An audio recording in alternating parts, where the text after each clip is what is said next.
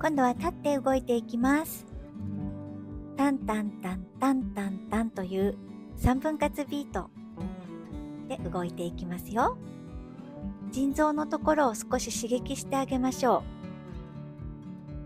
う。タンタンタンタンタンタンタンタンタンタンタンタンタンタンタン123 123 123 123という動きです。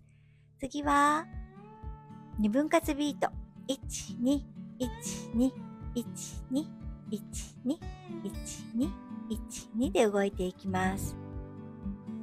この動きを組み合わせていきますね。ピアノに合わせていきますので、鼻歌などを歌いながら行ってみてください。